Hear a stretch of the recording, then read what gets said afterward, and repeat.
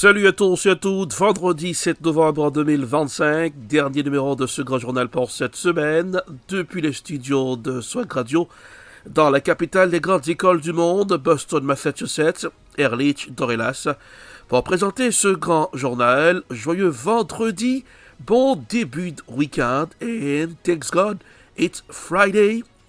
Alexa, open Swag Radio, écoutez Swag Radio 24 heures sur 24 avec vous, pour vous, chez vous, tous les jours, Swag Radio, l'énergie, le flow et l'attitude. Swag Radio on air avec du style et borgé avec du style à Brothers Café Créole en 299 Main Street Everett, chiffré le 6 à 17 de 94 14 25. Brothers Café Créole, la cuisine haïtienne sans limite. P-News, les informations à la vitesse de la lumière, restez bien informés avec P-News sur WhatsApp et sur Facebook. Likez Swag Radio sur Facebook, sur YouTube, Swag Radio très bientôt sur TikTok et Swag Radio très bientôt à les smartphones.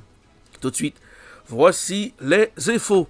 La direction centrale de la police judiciaire DCPJ a annoncé avoir démantelé un réseau criminel actif dans la capitale Port-au-Prince, spécialisé dans la falsification de signatures officielles et de documents administratifs. Selon les premières informations, ce groupe utilisait les identités de personnalités connues et de citoyens ordinaires pour produire de faux papiers à des fins d'extorsion, de fraude bancaire et de transactions illégales. Les enquêteurs de la DCPJ ont procédé plusieurs arrestations après plusieurs semaines de filature et d'infiltration du matériel informatique sophistiqué, des tampons officiels ainsi que des documents vierges ont été saisis lors de l'opération. Des preuves indiquent que ce réseau aurait opéré depuis plusieurs mois dans divers quartiers de Port-au-Prince, profitant du chaos sécuritaire pour renforcer ses activités. Écoutons l'extrait dans ce grand journal.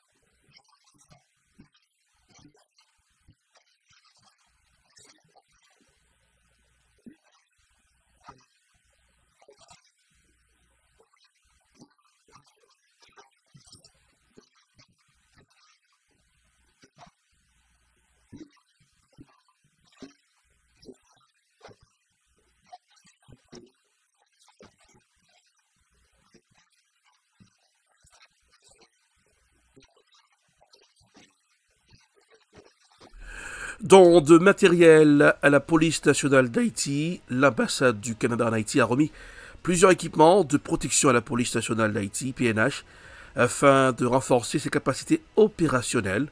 Selon le porte-parole de l'institution, Gary Desrosiers, cette initiative s'inscrit dans le cadre de soutien continu des partenaires internationaux aux forces de l'ordre haïtiens qui font face à une montée de l'insécurité et à des défis opérationnels majeurs sur le terrain.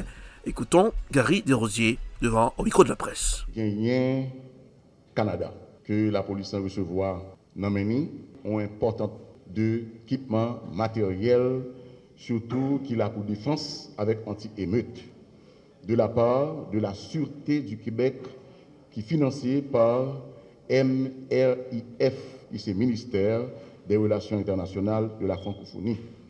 Et c'est l'ambassade Canada qui te remet hier, mercredi 5 novembre 2025, à la police du matériel qu'il a pour défense, également anti-émeute que Canada, et dans le cadre de coopération avec la police nationale, également dans le cadre pour renforcer capacité opérationnelle la police, là, surtout dans la question qui est liée à anti-émeute, by ensemble de matériel. Au niveau de la direction générale de la police nationale d'Haïti, le 1er octobre 2025, commandant en chef là et au commandement, et rencontré représentant secrétaire général OEA, également et autour de rencontre là, gagné des points que vous discutez, à savoir réponse structurelle, modernisation capacité opérationnelle PNH là, réponse à défis situation sécuritaire là, également amélioration et avantages sociaux pour policiers.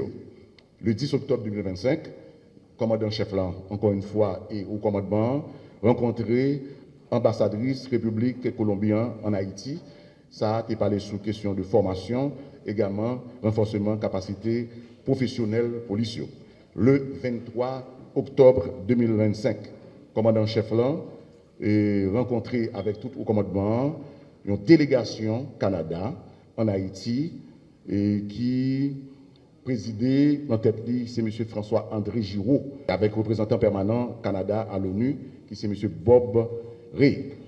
Point qui était essentiel qui a été discuté autour de la rencontre là, c'est évaluation opération, défi majeur. Nous irons dans le sud d'Haïti dans ce grand journal, cérémonie de prestation de serment à Okai. La ville d'Okai a vécu hier jeudi une cérémonie solennelle et symboliquement forte pour l'appareil judiciaire du Sud. Le magistrat Villenor Alsa a officiellement prêté serment et été installé comme nouveau juge à la cour d'appel d'Okai lors d'une séance protocolaire qui s'est tenue en présence de plusieurs autorités judiciaires. La cérémonie s'est déroulée sous la présidence de l'éminent magistrat Max Elibert, président de la cour d'appel d'Okai, qui a souligné l'importance de ce moment pour renforcer la chaîne de justice et la juridiction. Des membres du barreau d'Okai ont également assisté à l'événement dont M. Roosevelt, Maître Roosevelt, lui, bâtonnier des avocats de la juridiction, venu témoigner du soutien du monde juridique à l'installation du juge Alsa. Écoutons un extrait dans ce grand journal.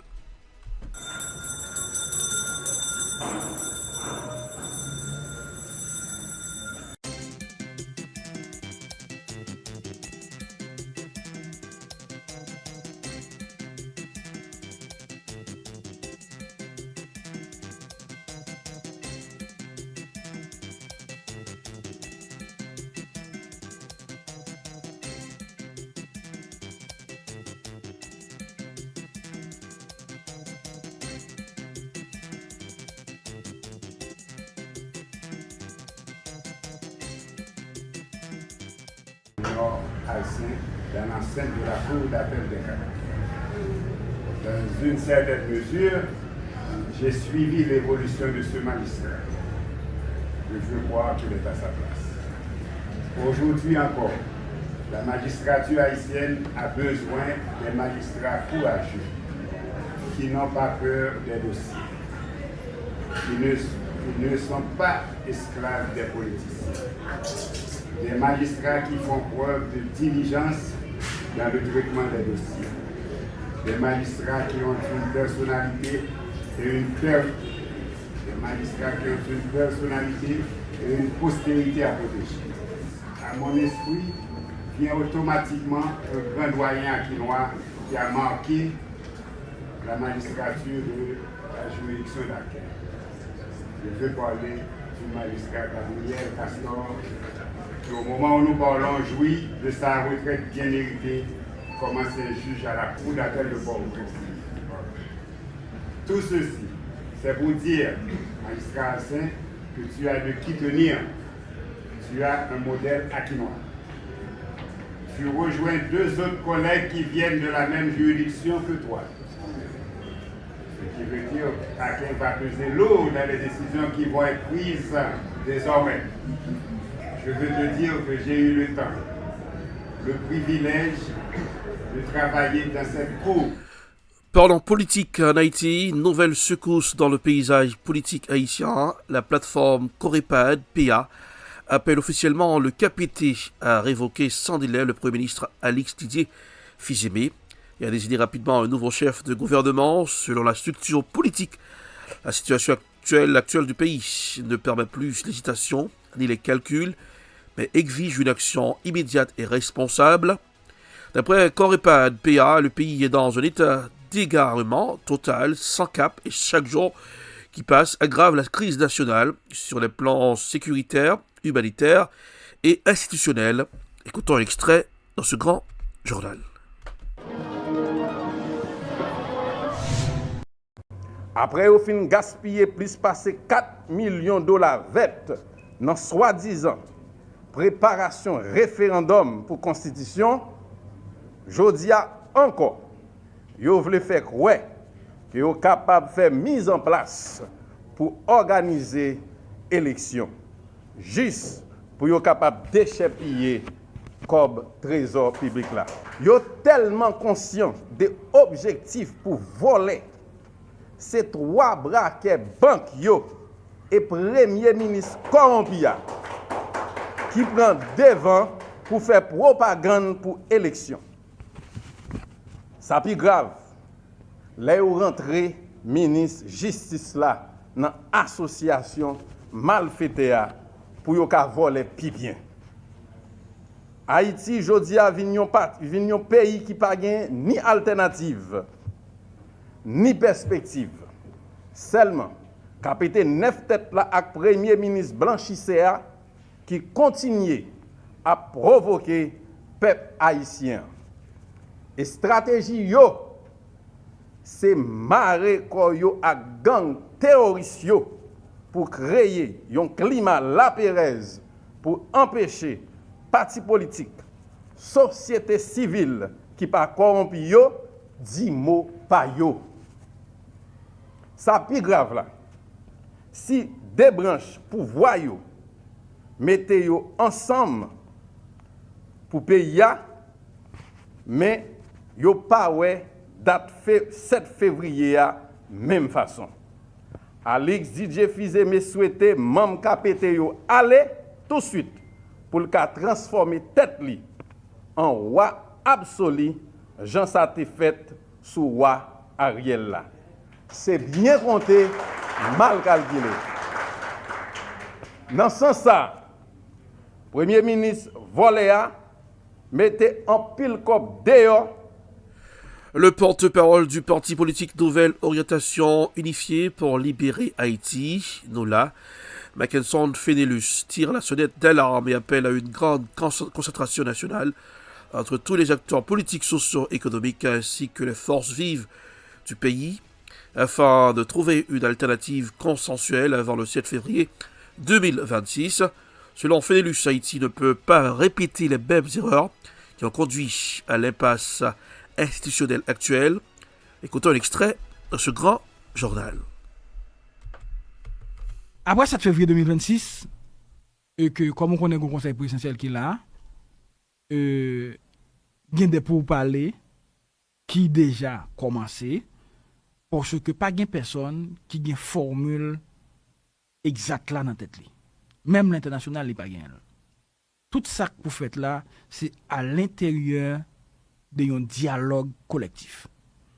C'est nous tous comme secteur, nous tous comme parti politique, nous tous comme acteurs politiques qui pour chita, qui vous dit mais ça nous voulons, mais côté nous voulons aller, est-ce que c'est à droite, est-ce que c'est à gauche, est-ce que n'a sussoir ce conseil là, est-ce que n'a bayon prolongation à conseil là pendant que n'a cherché moyen yo mettre disponible pour nous faire élection dans le pays parce que je pense qu'il va être impossible pour chaque seconde, chaque semaine, chaque mois pour nous une transition crasée ou notre montée.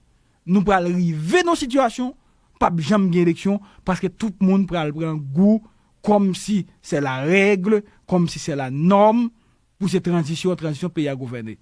Est-ce que nous arrêter chaque jour un groupe moun dit faut que prend pouvoir dans transition. On l'autre groupe pas d'accord, les jeter transition ça, les remplacer tête les. Non, nous pas qu'à continuer comme ça comme peuple.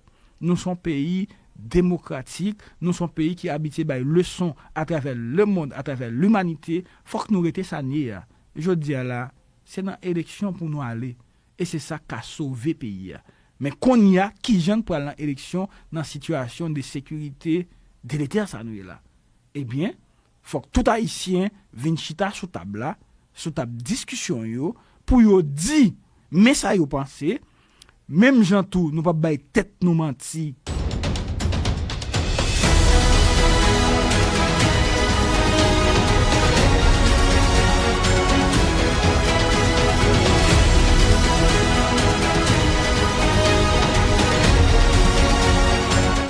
De retour pour la suite de ce grand journal sur Swag Radio on air avec du style. Swag Radio, l'énergie, le flow et l'attitude. Avoir de l'énergie pour booster votre matinée et votre journée. Il nous faut une alimentation équilibrée. C'est à Brothers Café Créole au 299 Main Street Everett, chiffré le 617 2 94 14 25. La cuisine haïtienne sans limite, c'est à Brothers Café Créole. Alexa, Open Swag Radio. Écoutez Swag Radio 24h/24 avec vous, chez vous, pour vous, tous les jours. Swag Radio, le son qui swag. Swag Radio dans les smartphones, c'est pour très bientôt. Swag Radio, ça arrive sur TikTok très bientôt. Et Swag Radio déjà sur Facebook, YouTube. Swag Radio, votre radio. P-News, les informations à la vitesse de la lumière. P-News sur WhatsApp et sur Facebook pour rester bien informé. C'est P-News. Zoran Mandani, le maire élu de New York, devient un phénomène mondial. À notre vue en début de semaine avec le journaliste Harry Melber sur les ondes de MSNBC. Le démocrate Zoran Mandani, nouvellement élu maire de New York, a vanté les services de garde gratuits du Québec, jugeant qu'ils ont prouvé comme étant bénéfiques économiques. Raphaël Bouvier-Auclair nous en dit plus sur Radio-Canada dans ce grand journal. On parle encore de Zoran Mamdani, on est encore dans le... On n'a pas fini d'en parler. C'est ça, mais parce qu'il n'est pas encore en poste. Hein. Il sera en poste qu'à partir du 1er janvier. Mais c'est le 1er janvier, donc la date de la sermentation. Exactement. Et là, il dit qu'il s'inspire du Québec. Expliquez-nous ça. Parce que dans les nombreuses promesses qu'il a faites à ses électeurs pour améliorer leur qualité de vie, il s'est intéressé au logement, au transport, mais aussi aux services de garde. Il veut créer un réseau de services de garde accessibles pour les New-Yorkais qui déboursent parfois des milliers de dollars par mois pour la garde de leurs enfants. Ajoutez à cela tous les autres coûts qu'implique vivre dans cette ville très, très chère. Et c'est coûteux. On parle, et lui-même estime à 5 à 6 milliards de dollars ce plan-là par année.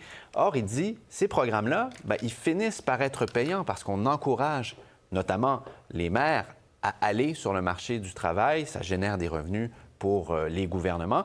Et là-dessus, il dit que le Québec, c'est un bon exemple. C'est ce qu'il a dit au réseau MSNBC. $5-6 billion is the cost of universal childcare. When they implemented it in Quebec, it had a 10-to-1 return because there were so many more single mothers and mothers of young children who were now entering into the workforce. Donc, il dit on se préoccupe parfois trop des coûts à court terme sans se pencher sur les impacts à long terme de l'application de certaines politiques publiques. Oui, Paul Mara doit être contente d'entendre ça. Je ne sais pas si ça s'est rendu à ses oreilles, mais... Ça va peut-être s'y rendre, En tout cas, ça circule sur les réseaux sociaux beaucoup. Et il y a de l'espoir aussi sur les réseaux sociaux. Vous connaissez l'expression doom scrolling. Doom scrolling, c'est quand on prend son téléphone et on regarde du contenu qui est glauque, qui est morbide. Et là, je vois l'expression hope scrolling partout, c'est-à-dire regarder du contenu qui génère de l'espoir. J'en ai trouvé quelques.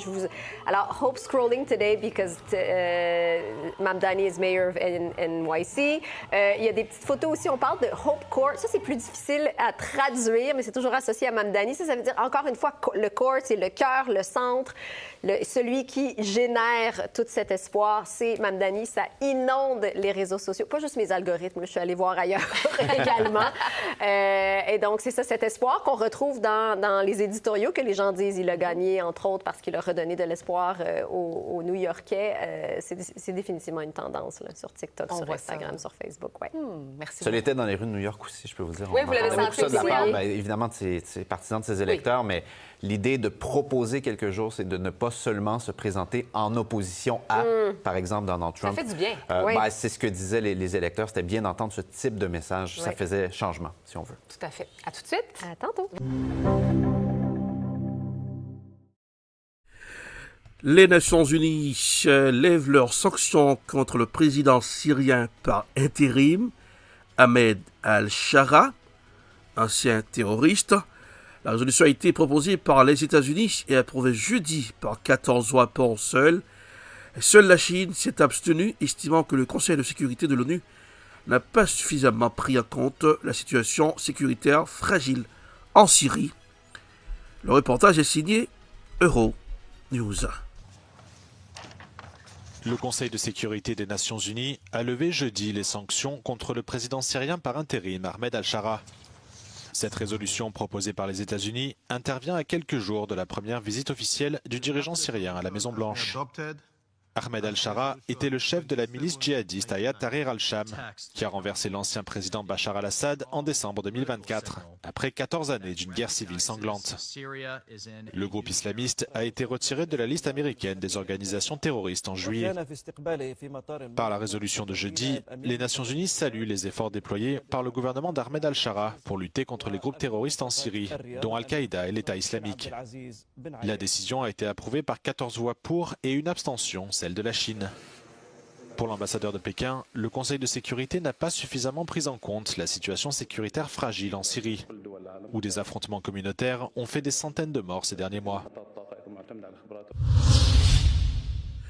Des centaines de milliers d'Américains voient leur vol annulé à partir de vendredi 7 novembre en raison du blocage budgétaire qui s'étire et a conduit les autorités à alléger le trafic aérien face à la pénurie d'aiguilleurs du ciel.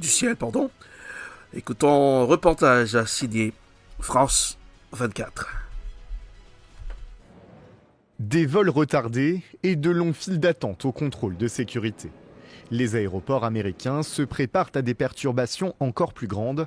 Le trafic va être réduit à partir de vendredi, aux grandes dames des passagers. Je prends l'avion aujourd'hui, je suis censée revenir lundi et je suis un peu nerveuse car je ne suis pas sûre de pouvoir rentrer. Il pourrait y avoir des annulations ou des retards. Dès vendredi, 4% des vols seront annulés dans tout le pays, un pourcentage qui pourrait grimper à 10% la semaine prochaine. Une quarantaine d'aéroports sera concernée par ces suppressions, dont les plus fréquentés comme ceux de New York, Los Angeles ou Chicago. Les vols internationaux ne sont pas touchés par la mesure. Une réduction du trafic aérien destinée à réduire la pression sur les personnels des aéroports. À cause du shutdown, plus de 60 000 contrôleurs et agents de sécurité doivent continuer à travailler sans recevoir de salaire. Certains décident de ne pas se présenter à leur poste, renforçant le sous-effectif et obligeant le gouvernement à agir. Il y aura de la frustration, nous travaillons avec les compagnies et elles travailleront avec les passagers. En fin de compte, notre seul rôle est de nous assurer d'avoir l'espace aérien le plus sûr possible. Donald Trump assure aux Américains qu'ils pourront voyager lors du week-end prolongé du 11 novembre. Les États-Unis traversent la paralysie la plus longue de leur histoire à cause d'un désaccord budgétaire entre républicains et démocrates. Une situation qui affecte le quotidien de millions de personnes, mais appelée à perdurer, faute de consensus. Nous irons au Liban. Un tournant inattendu pourrait s'opérer dans l'une des affaires les plus sensibles entre Beyrouth et Tripoli. Selon plusieurs sources judiciaires libanaises, la justice au Liban s'apprêterait à examiner sérieusement la possibilité de libérer Hannibal Kadhafi, fils du défunt dirigeant libyen Mohamed Kadhafi, détenu au Liban depuis 2015, arrêté après avoir été kidnappé sur le territoire libanais par un groupe accusant la famille Kadhafi d'être mêlée à la disparition mystérieuse de l'imam chiite Moussa Saad en 1918. Hannibal Kadhafi n'a jamais été inculpé pour ce crime précis pendant des années. Il est resté en détention préventive pour dissimulation d'informations dans ce dossier historique qui continue d'empoisonner la relation entre certaines factions libanaises et la Libye. Post-Kadhafi, voici un reportage signé Africa News. le bout du tunnel en perspective pour Hannibal Kadhafi. Les autorités libanaises ont levé l'interdiction de voyager et réduit la caution du fils de l'ancien dirigeant libyen, Muammar Kadhafi. Alors que mi-octobre, la caution pour sa libération était de 11 millions de dollars, elle a finalement été réduite à environ 900 000 dollars. Des échanges au Liban entre une délégation libyenne et les autorités de Beyrouth ont favorisé ces avancées. La Libye a officiellement demandé la libération d'Hannibal Kadhafi en 2023, invoquant la détérioration de son état de santé après une grève de la faim. Hannibal Kadhafi est détenu au Liban depuis 2015, accusé d'avoir dissimulé des informations sur la disparition d'un religieux libanais en Libye en 1978. Le fils de Muammar Kadhafi avait 3 ans à l'époque.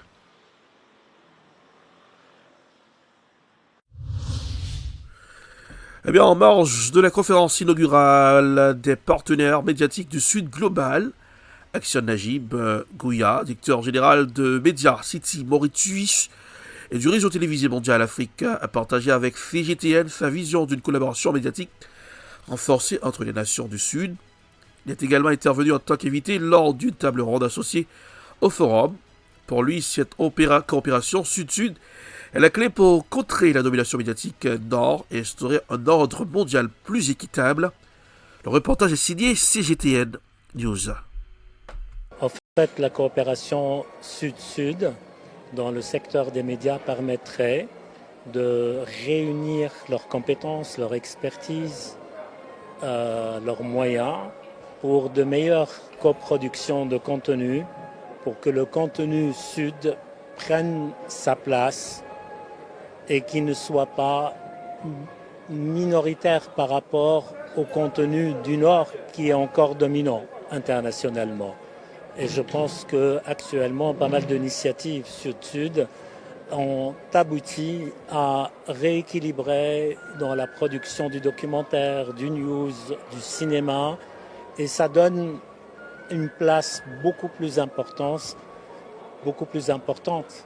pour la narration qui correspond à leur réalité socioculturelle, historique et politique. Je pense que cette coopération va permettre un meilleur équilibre dans l'ordre équitable et juste mondial qu'on souhaite, où il n'y a pas de dominant et dominé, et que la gouvernance mondiale soit centrée d'une manière équilibrée et soucieuse de toutes les problématiques qui concernent la planète.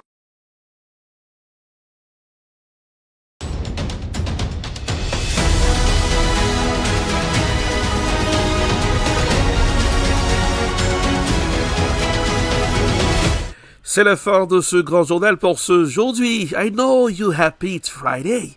If you happy, head, you know what, clap your hands. C'est vendredi, c'est le payday. Il y en a parmi vous qui sont contents. Voilà, oui, joyeux vendredi. Bon début de week-end, mais la couleur du temps pour ce aujourd'hui. Matin, autour de 48 degrés Fahrenheit. Après-midi, environ 58 degrés Fahrenheit pour ce aujourd'hui. Pour ce soir, autour de 50 degrés Fahrenheit. Dans la nuit, la température va descendre à 44 degrés Fahrenheit. Condition générale, un ciel partiellement nuageux avec un peu de vent. Ressenti frais mais supportable. Une veste légère est recommandée pour ce vendredi 7 novembre 2025. C'est la fin de ce grand journal.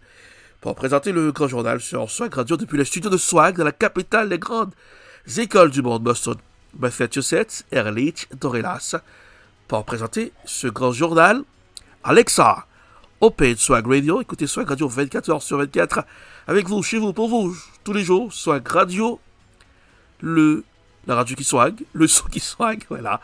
Eh bien, pour Swag, il faut bien manger, à Brothers Café Creole 294, oui, le sera le 19, Bell Street, Everett, chiffrez le 677 214 14 25, pardonnez-moi, c'est le week-end, je sens l'odeur du week-end, hein. Ça me fait perdre la tête. Alors, Swag Radio, sur Facebook, sur YouTube, très bientôt dans les smartphones et sur TikTok. P-News, pour rester bien informé des infos à la vitesse de la lumière. P-News, votre référence d'information. Passez un joyeux vendredi, joyeux week-end. Et n'oubliez pas de garder le sourire, car le sourire, se rajeunit le visage. Salut, au revoir, à lundi.